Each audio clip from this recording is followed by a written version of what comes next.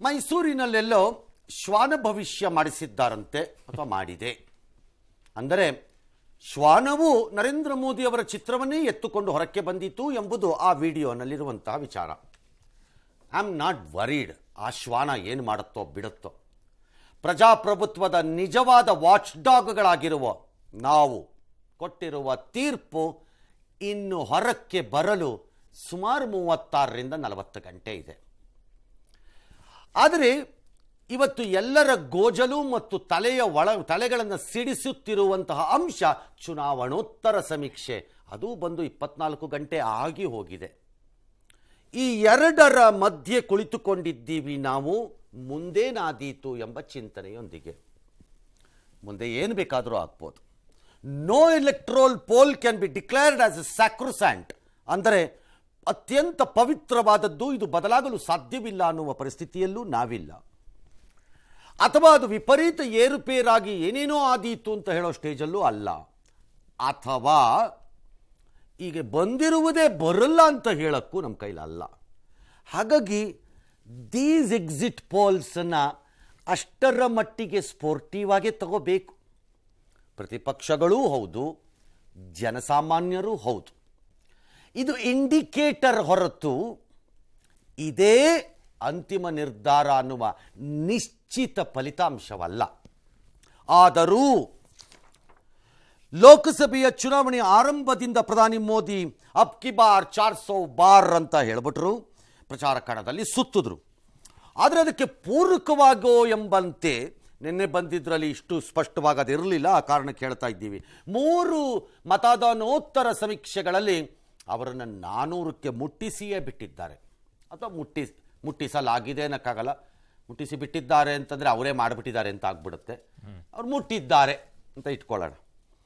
ಮೋದಿ ಅವಧಿಯಲ್ಲಿ ಬಿಜೆಪಿಗೆ 50%ಕ್ಕಿಂತ ಹೆಚ್ಚು ಮತ ಸಿಗ್ತಾ ಇದೆ. ಈ ಸಾಧನೆ ನೆಹರು ಇಂದಿರಾ ಕೈಯಲ್ಲೂ ಆಗಿರಲಿಲ್ಲ ಎಂಬುದು ಬಿಜೆಪಿಯ ಬಹು ಸಹಜವಾದ ಹೆಮ್ಮೆಯ ಹೇಳಿಕೆ. ಇದೇ ಹೊತ್ತಲ್ಲಿ ಅಂದಾಜಿನಂತೆ ಮತಗಟ್ಟೆ ಸಮೀಕ್ಷೆಗಳು ಬಂದಿರೋದ್ರಿಂದ ಪ್ರಶಾಂತ್ ಕಿಶೋರ್ ಅವರು ಹೇಳ್ತಾ ಇದ್ರಲ್ಲ, ನೋಡಿದ್ರಾ, ನಾನು ಹೇಳಿದ್ರೆ ಕೇಳಿಲ್ಲ ನೀವೆಲ್ಲರೂ, ಈಗ ನೋಡಿದ್ರಾ ಅಂತದ್ದು. It's all right, it's okay ಅಂತ ಅವರು ಹೇಳಿದ್ದಾರೆ.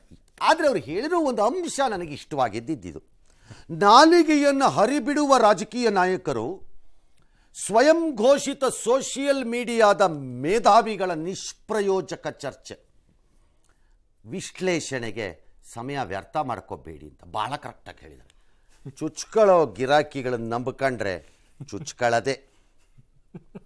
ನಾನು ಕರೆಕ್ಟಾಗಿ ಹೇಳ್ತೀನಿ, ಗ್ಯಾರಂಟಿ, ಅದರಲ್ಲಿ ಅನುಮಾನನೇ ಇಲ್ಲ. ಚುಚ್ಕೊಳ್ಳೋ ಗಿರಾಕಿ ಮಾತೆತ್ತಿದ್ರು ಸಾಕು ವೈರಲ್ ಅಂತಾರೆ. ನಾನು ನಮ್ಮ ಹುಡುಗರು ಕೇಳ್ತೀನಿ, ಹಂಗಂದ್ರೆ ಏನು ಅಂತ. ಒಂದು 5-6 ಸಾವಿರ ಬಂದಿದೆ ಅಂತಾರೆ, ವೈರಲ್ ಅಂತಾರೆ. ಅದಕ್ಕೆ ಎಷ್ಟು ಬಂತ್ರಯ್ಯ ಅಂದರೆ 35-40 ಸಾವಿರ ಬಂದಿದೆ ಅಂತಾರೆ. ಏನು ಪಿಂಕ್ ಹಾಕೊಂಡು ನೆಕ್ಕದು 35-40 ಸಾವಿರನ. This is the problem of Indian politics. ಭಾಳ ರಾಜಕಾರಣಿಗಳು ತಳಮಟ್ಟದಲ್ಲಿ ತಮ್ಮ ಕನೆಕ್ಷನ್ಗಳನ್ನು ಕಳೆದುಕೊಂಡು 4 ವೋಟ್ಗಳನ್ನು ತರಲಿಕ್ಕೆ ತಾಕತ್ತಿಲ್ಲದೆ ಇದ್ರೂ ಈ ಸೋಷಿಯಲ್ ಮೀಡಿಯಾ ಎಂಬಂತಹ ಸಿಂಹಾಸನವನ್ನು ಹತ್ತಿ ಕೂತ್ಕೊಂಡು ಮಹಾರಾಜರಂತೆ ಚಕ್ರವರ್ತಿಗಳಂತೆ ಮಾತಾಡ್ತಾರೆ. ನಾನು I am saying this, Congress ಒಳಗೂ ಹೌದು, ಬಿ ಜೆ ಪಿ ಒಳಗೂ ಹೌದು. ಏನಿಯೋ ಪಾಪ ಅವ್ರು ಹೇಳಿದ್ದಕ್ಕೆ ಹೇಳಿದೆ ಅಷ್ಟೇ, ಚುಚ್ಕೊಳ್ಳೋ ಗಿರಾಕಿಗಳಿಗೆ. ಈ 3 ಸಮೀಕ್ಷೆದು ಹೇಳಿಬಿಡೋಣ, then I open it up. ನಮ್ಮ ಇವತ್ತಿನ ಈ ಡಿಸ್ಕಷನ್ ಕಮ್ ನ್ಯೂಸ್ ಕವರೇಜಿನ ಇವತ್ತು ನಿಮಗೆ ನನ್ನ ಸಹೋದ್ಯೋಗಿಗಳ ಜೊತೆ ಆಕ್ಸಿಸ್ ಮೈ ಇಂಡಿಯಾ ಅಂದರೆ ಇಂಡಿಯಾ ಟುಡೇ ಗ್ರೂಪ್ನವರು ಮಾಡ್ಕೊಂಡಿದ್ದಂತಹ ಅವರ ಘಟಬಂಧನ್ ಜೊತೆ ನಡೆದಿರೋವಂಥದ್ದು ಅಲ್ವೇ? ಅವ್ರ ಪಾತ್ರ ರಾಜಕಾರಣದವ್ರ ಮಾತ್ರ ಯಾಕೆ ಕರಿಬೇಕು ಘಟಬಂಧನ್ ಅಂತ? ಇದು ಘಟಬಂಧನ್ನೇ. NDA 361ರಿಂದ 401, INDIA 131ರಿಂದ 166, ಇತರರು 8ರಿಂದ 20. ಇದು ಅವ್ರು ಹೇಳ್ತಾ ಇರೋದು. ಆಗ್ಬೋದು, ಆಗದೇನೂ ಇರ್ಬೋದು. CNX ಇಂಡಿಯಾ ಟಿ ವಿ ಅವ್ರು ಸೇರ್ಕೊಂಡು ಮಾಡಿರೋದು. NDA 371ರಿಂದ 401, INDIA 109ರಿಂದ 139, ಇತರೆ 28-38. ಟುಡೇಸ್ ಚಾಣಕ್ಯ ಯಾವುದೇ ಮಾಧ್ಯಮ ಸಂಸ್ಥೆಯ ಸಹಯೋಗ ಇದರಲ್ಲಿ ಇದ್ದಂಗೆ ಇಲ್ಲ, ನನಗೆ ಕಾಣಿಸಿಲ್ಲ ನನಗೆ. ಆದರೆ ಅವ್ರನ್ನ ಯಾಕೆ ತಗತ್ತೀರಿ ಹಂಗಾರೆ? ಅವರು ಚುಚ್ಕೊಂಡು ಹಾಕ್ಬಿಟ್ಟಿದ್ರೆ ನಂಬರು. ಯಾವುದೋ ಮೊದಲನೇ ಚುನಾವಣೆನಲ್ಲೋ ಏನೋ ಮೋದಿ ಅವರದ್ರಲ್ಲಿ ಮೊದಲನೇ ಚುನಾವಣೆ ಇವ್ರು ಕೊಟ್ಟ ಫಿಗರ್ಸು ಗಂಟೆ ಹೊಡೆದಂಗೆ ಬಂದುಬಿಡ್ತಪ್ಪ ನಂಬರು. ಆಮೇಲೆ ಅಂತಿಮವಾಗಿ 300+. ಹಂಗಾಗಿ ಎಲ್ಲರೂ ಇದನ್ನು ಸೀರಿಯಸ್ ಆಗಿ ತಗೊಳ್ಳೋಣ ಅಂತ ತಗೊಂಡಿದ್ದಾರೆ, ನಾವು ತಗೊಂಡಿದ್ದೀವಿ. ಟುಡೇಸ್ ಚಾಣಕ್ಯ NDA 385 415 ತಕ್ಕಳಪ್ಪ. INDIA 96 118, ಈ ಥರ 27 45, ಈ 3 400ನ ಟಚಪ್ ಮಾಡಿರೋದು. ಬಟ್ ಇದು ತುಂಬ ಗ್ಯಾಪ್ಗಳನ್ನು ಕೊಟ್ಟಿದ್ದಾರಲ್ಲ ಸರ್, 361ರಿಂದ 401, 40 ಗ್ಯಾಪ್ಗಳು ಅಂತಂದರೆ ಸಮೀಕ್ಷೆಗಳಲ್ಲಿ ಮಾರ್ಜಿನ್ ಅಂತಂದರೆ 5ರಿಂದ 10 ಮಾರ್ಜಿನ್ ಸಾಮಾನ್ಯವಾಗಿ. 5ರಿಂದ 10ರ ಮಾರ್ಜಿನನ್ನು ಬ್ಯಾಂಡ್ ಆಗಿ ಕೊಡೋಕ್ಕಾಗಲ್ಲ, ಕೊಡಬಾರ್ದು ನೀವು. ಓಕೆ, ಯಾಕಂದರೆ 543ರ ವ್ಯವಹಾರವನ್ನು ನೀವು ಮಾತಾಡ್ತಾ ಇರೋದು. ಮತ್ತು ಇವುಗಳ ಸ್ಯಾಂಪಲ್ಗಳೇನಿದೆ ಲಾರ್ಜ್ಲಿ ಪ್ರತಿ ಕ್ಷೇತ್ರದಲ್ಲಿ 1000, 1200, 1500ಕ್ಕೆ ಹೋಗಿದ್ರೆ ಜಾಸ್ತಿ. ಹಾಗಾಗಿ ಮಾರ್ಜಿನ್ ಆಫ್ ಎರರ್ಸೂ ಪಾಸಿಬಲಿ ಕ್ರೀಪಿನ್ ಆಗೋಗಿರುತ್ತೆ, ಒಳಗೆ ಬಂದ್ಬಿಟ್ಟಿರುತ್ತದು ನಮ್ಮ ಅರಿವು ಇಲ್ಲದೆ. ಓಕೆ, ಬಟ್ ಅದನ್ನೇ ಹಿಡ್ಕೊಂಡು ಕೆಲವರು ವಾದ ಮಾಡಿ ಇದು ಬೋಗಸ್ ಅಂತ ಹೇಳೋದು. ಬಟ್ ಇದ್ರ ನೀವು 12 ಲಕ್ಷ ವೋಟರ್ಸ್ ಇರೋ ಜಾಗದಲ್ಲಿ 1,500 ಜನನ ಕೊಣ ಅಂತ ಮಾತಾಡ್ಸ್ಕೊಂಡ್ ಬಂದ್ಬಿಟ್ರೆ ಗೊತ್ತಾಗ್ಬಿಡುತ್ತಾ ಅಂತಲೇ ವಾದ. ಹೌದು. ಬಟ್ ಈ ಸರ್ವೆಗೆ ಒಂದು ವಿಚಿತ್ರವಾದಂಥದ್ದಿದೆ, ಅದನ್ನು ಆ್ಯಡ್ ಮಾಡಿ ಹೇಳ್ಬಿಡ್ತೀನಿ. ಮೇ ಬಿ ಅವ್ರು ಹೇಳೋದು ಸರಿ ಇರ್ಬೋದು. 1200 ಜನನ ಕೇಳ್ಬಿಟ್ಟು ನೀವು 12 ಲಕ್ಷ ಜನದ ತೀರ್ಮಾನ ಮಾಡ್ತಿರಲ್ಲರಪ್ಪ, ಏನರಪ್ಪ ನೀವು ಇರ್ಬೋದು. 2 ಪಾಯಿಂಟ್. ನಂಬರ್ 1, ಇದೇ ಮಾರ್ಗದಲ್ಲಿ ಹಿಂದೆಯೂ ತೀರ್ಮಾನ ಮಾಡಿದ್ದಾಗ ಈಗ ಟೀಕೆ ಮಾಡುವವರು ಆಗ ಸಂಭ್ರಮಿಸಿ ಸಂತೋಷಪಟ್ಟಿರುವುದು ಉಂಟು. ಇದೇ ಮಾರ್ಗ. So sampling is A science. ಅದು ಸುಮ್ಮನೆ ಉಡಾಪೆನಲ್ಲಿ MG ರೋಡಿಗೆ ನಿಂತ್ಕೊಂಡ್ಬಿಟ್ಟು 300 ಜನನ್ನು, ಬ್ರಿಗೇಡ್ ರೋಡಲ್ಲಿ ನಿಂತ್ಕೊಂಡ್ಬಿಟ್ಟು 400 ಜನನ್ನು, ಅಥವಾ ಇನ್ಯಾವುದೋ ವಿಧಾನಸೌಧ ಮುಂಭಾಗದಲ್ಲಿ ನಿಂತ್ಕೊಂಡಲ್ಲಿ ಟೂರಿಸ್ಟ್ಗಳು ಬರ್ತಾ ಇರ್ತಾರಲ್ಲ, ಅವ್ರು ಮಧ್ಯಪ್ರದೇಶದವರು ಆಂಧ್ರ ಪ್ರದೇಶದವರು ಕೇಳಿದೆ ನಿಮ್ದೇನಾ ಅಂತ ಬಿಟ್ಟು ಹಂಗೆ ಮಾಡಲ್ಲ. There is a process and ಇದು ಸಿಸ್ಟಮ್ ಇದೆ. ನಂಬರ್ 2, ಇಷ್ಟು ಬಂದಿರೋ 10 ಸರ್ವೆ, 12 ಸರ್ವೆ, 13 ಸರ್ವೆ ಸೀರಿಯಸ್ ಆಗಿ ಮಾಡಿರ್ತಾರೆ ಅಂತ ಅಂದ್ಕೊಂಡಿದ್ದೀನಿ ನಾನು. ಎಲ್ಲರೂ ಮಾಡಿರ್ತಾರೆ ಜನರಲಿ. ಅವರೆಲ್ಲರೂ ಒಬ್ಬರನ್ನೇ ಹೋಗಿ ಮಾತಾಡ್ಸಿರಲ್ಲ. ಒಬ್ಬನ್ನ ವೇದಿಕೆ ಮೇಲೆ ನಿಲ್ಲಿಸ್ಬಿಟ್ಟು 2 ನಿಮಿಷ ಆದಮೇಲೆ ಏನಂತೀಯ ಅಂತ ಹಂಗೆ ಮಾತಾಡ್ಸಿರಲ್ಲ. ಅವರವರಿಗೆ ಬೇಕಾದ ಜನರನ್ನು ಆಯ್ಕೆ ಮಾಡಿರ್ತಾರೆ. So technically in every constituency 6,000 to 7,000 sampling ಆಗಿರುತ್ತೆ ಎಲ್ಲ ಸಂಸ್ಥೆ ಸೇರಿ. ಸೊ 6,000 to 7,000 ಸ್ಯಾಂಪ್ಲಿಂಗ್ ಆದಮೇಲೆ ಅಷ್ಟು ಜನದ್ದು ಒಂದೇ ರೀತಿ ಫಿಗರ್ ಬರ್ತಾ ಇದೆ ಅಂತಂದ್ರೆ you need to take it seriously. ಅದಕ್ಕೂ ಅಬ್ಜೆಕ್ಷನ್ ಇದೆಯಲ್ಲ ಸರ್? ಅದು ಬೇರೆ ವಿಚಾರ. ಹೇಳಿಸ್ಬಿಟ್ಟೆ ಒಂದೇ ನಂಬರ್ಸ್ಗಳನ್ನ ಹಾಕಿಸ್ಬಿಟ್ಟಿದ್ದಾರೆ ಅಂತ ಹೇಳ್ತಾರೆ. ಆಯ್ತು, that's a fair argument. Yes, ಒಂದೇ ನಂಬರ್ನ ಹಾಕ್ಸಿರ್ಬೋದು ಅಂತಾನೆ ಇಟ್ಕೊಳ್ಳೋಣ. ಬೆನಿಫಿಟ್ ಆಫ್ ಡೌಟ್ನ ಹೇಳಿದವ್ರಿಗೆ ಕೊಡಿ. ಓಕೆ, ನಮ್ಮ ಕಡೆ ಹೇಳ್ತಾರೆ ರಾತ್ರಿ ಕುರುಡಾಗಿದ್ರೆ ಬೆಳಗ್ಗೆ ಗೊತ್ತಾಗಲ್ವಾ? ಗೊತ್ತಾಗ್ಲೇಬೇಕು, ಹಗಲಲ್ಲಿ ಗೊತ್ತಾಗಲ್ವಾ ಬೆಳಗ್ಗೆ ಅಂತ.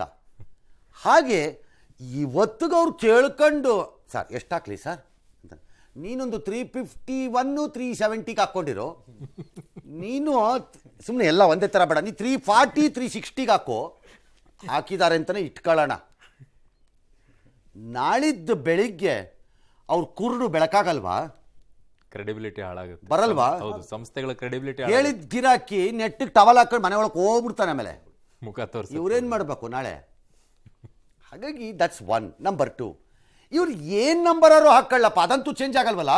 ರಿಸಲ್ಟ್ ಹಾಂ, ಅದೇನು ಚೇಂಜ್ ಆಗಲ್ವಲ್ಲ.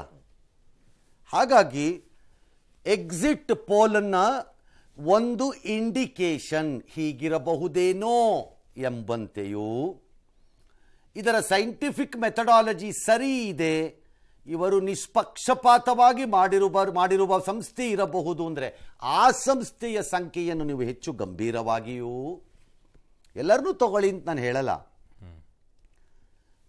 ಮಾಡೋದು ಉತ್ತಮ.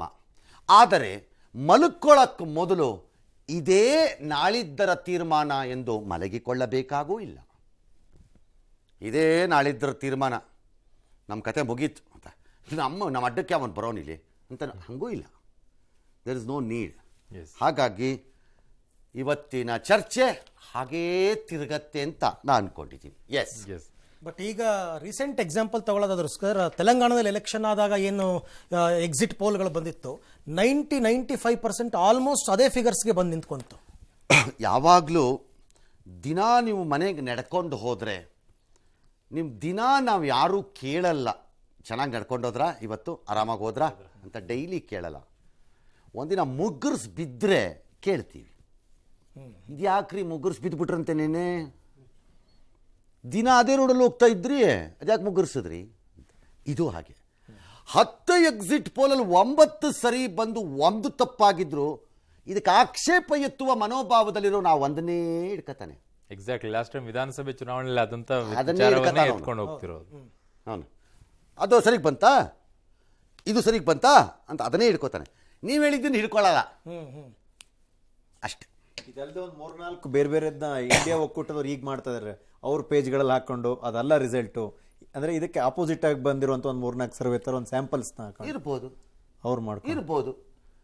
ನಾವು, ನೀವು ಅಥವಾ ನಾನು, ನನಗೆ ಗೊತ್ತಿಲ್ಲ ನಿಮ್ದೇನು ನಿಲುವು, ನೀವು ಅಥವಾ ನಾವ್ಯಾಕೆ ಅದನ್ನು ಹಸಿ ಶುದ್ಧ ಸುಳ್ಳು ಅಂತ ಹೇಳಕ್ಕೆ ಏನು ನಾವ್ಯಾಕೆ ಹೋಗ್ಬೋದು, ಇರ್ಬೋದೇನಪ್ಪ.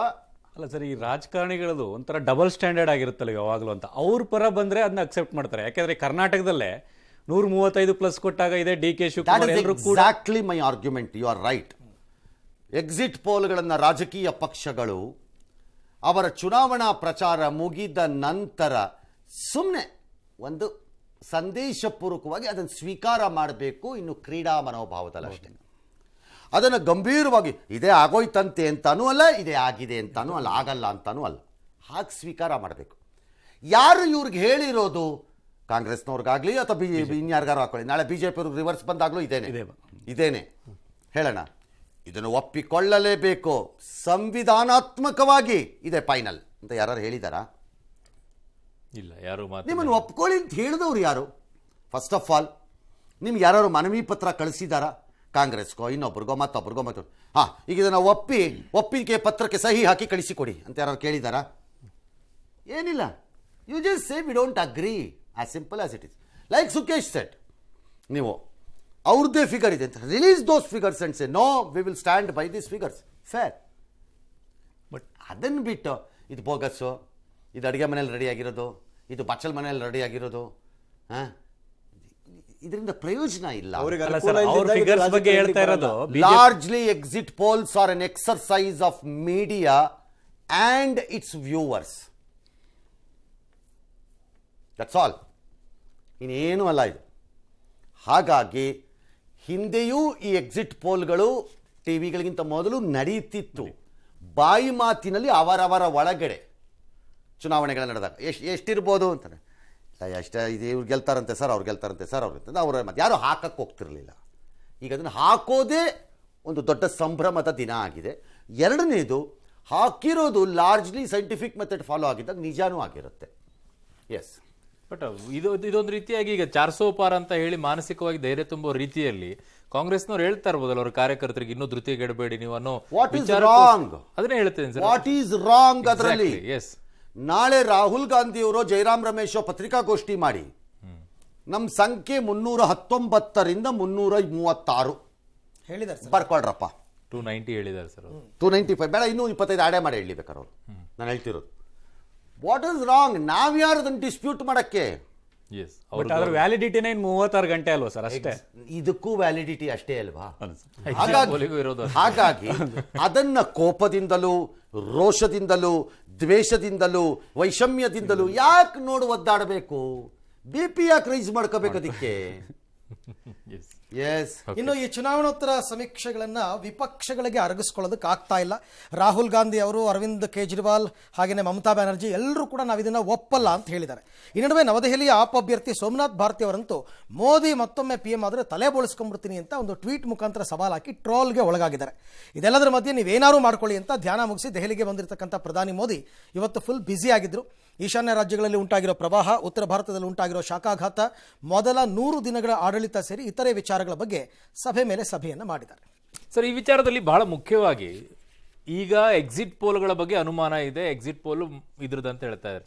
ನಾಳೆ ಇನ್ನೊಂದು ಶುರು ಆಗ್ತಾ ಇದೆ, EVM ಬಗ್ಗೆ ನಮ್ಗೆ ಅನುಮಾನ ಅಂತ ಶುರು ಮಾಡ್ಕೊಳ್ಳಿ. ಈಗ ಆಲ್ರೆಡಿ ಅರವಿಂದ್ ಕೇಜ್ರಿವಾಲ್ ಹೇಳ್ತಾ ಇದ್ದಾರೆ. ಅರವಿಂದು ನಡ್ಕೊಂಡು ಹೋಗುವಾಗ ಬಿದ್ದರೆ ಒಂದಿನ ಎಡವಿ, ಯಾಕ್ರಿ ಬಿದ್ದರೆ ಕಾರ್ಪೊರೇಷನ್ ಅವ್ರು ಇದಾರಲ್ಲ, ಒಂದು ಫುಟ್ಪಾತಲ್ಲಿ ಕಲ್ಲು ಸರಿಯಾಗಿ ಹಾಕಿಲ್ಲ ನೋಡಿ.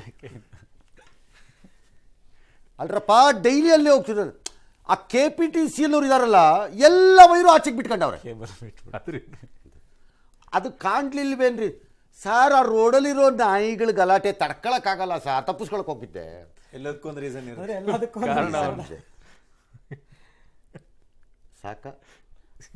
ಬಟ್ ಮೋದಿ ಮೀಡಿಯಾ ಪೋಲ್ ಅಂತ ಪದ ಬಳಕೆ ಮಾಡಿದ್ದು ಸರಿನಾ ಸರ್? ಅದು ಸರಿ ತಪ್ಪು ನೀವ್ ಯಾರ್ರಿ?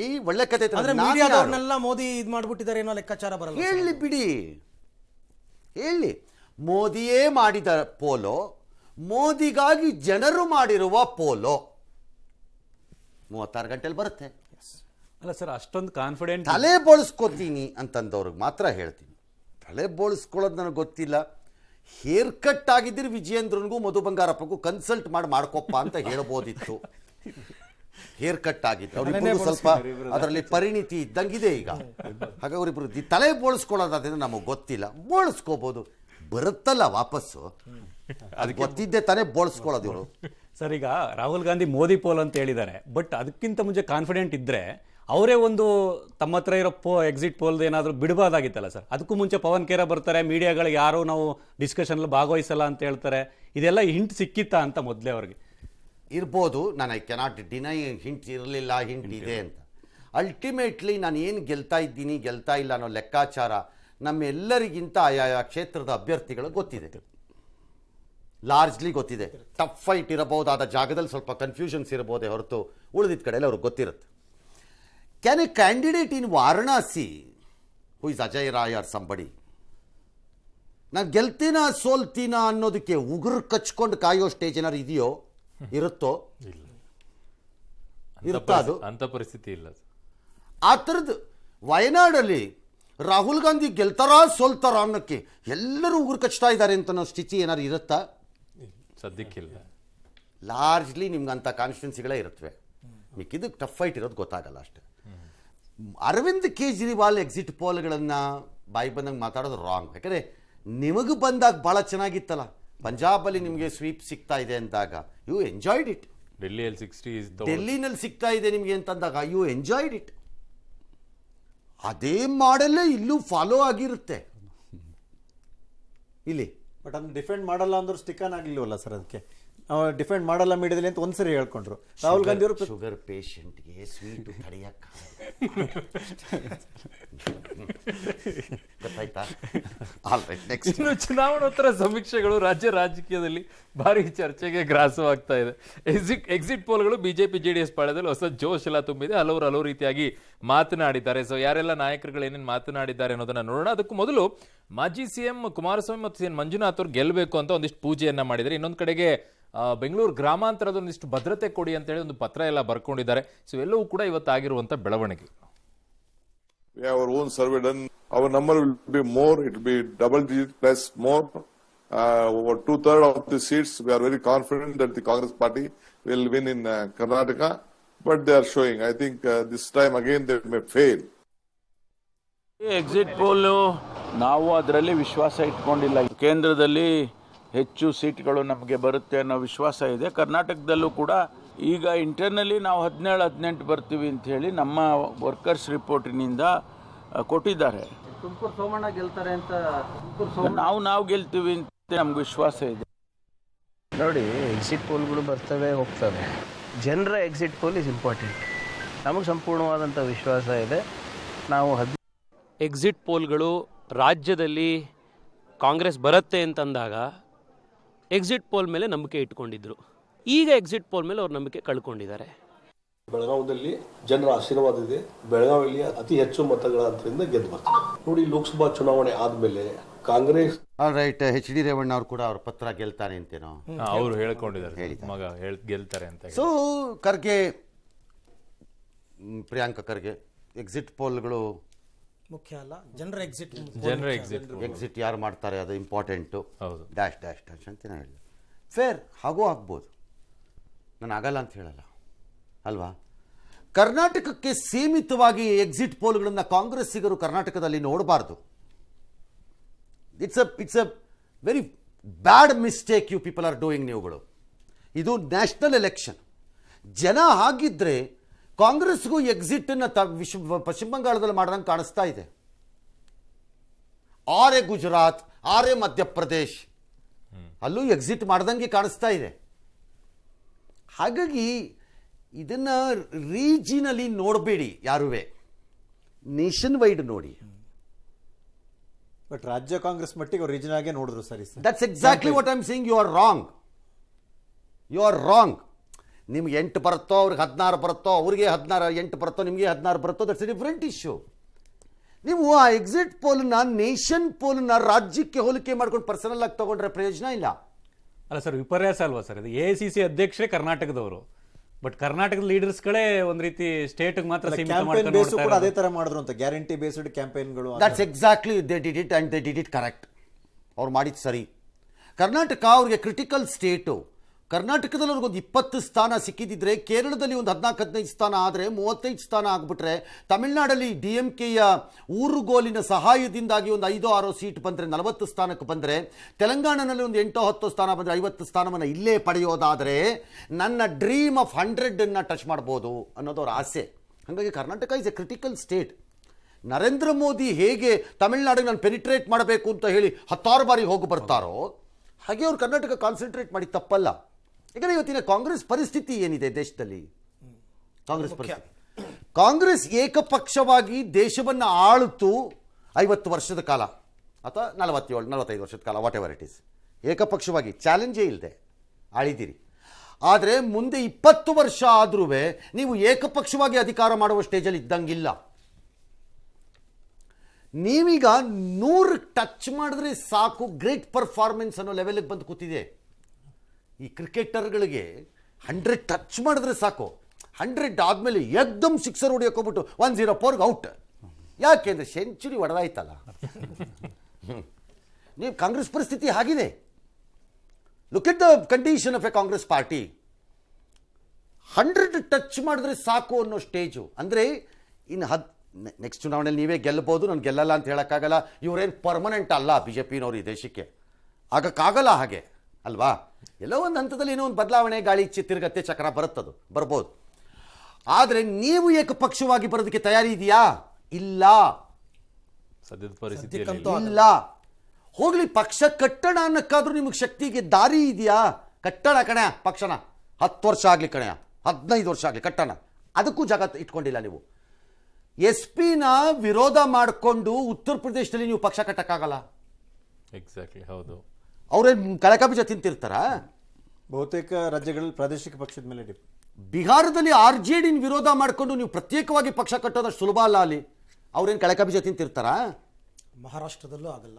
ಮಹಾರಾಷ್ಟ್ರದಲ್ಲಿ ಶಿವಸೇನೆ ಮತ್ತು NCP ವಿರೋಧ ಮಾಡ್ಕೊಂಡು ನೀವು ಪಕ್ಷ ಕಟ್ಟಕ್ಕೆ ಹೋಗಕ್ಕಾಗ್ತಾ ಇಲ್ಲ. ತಮಿಳುನಾಡಿನಲ್ಲಿ DMKನ ವಿರೋಧ ಮಾಡಿಕೊಂಡು ನೀವು ಪಕ್ಷ ಕಟ್ಟಕ್ಕಾಗೋ ಸ್ಟೇಜಿಗೆ ಬಂದಿದ್ದೀರಿ.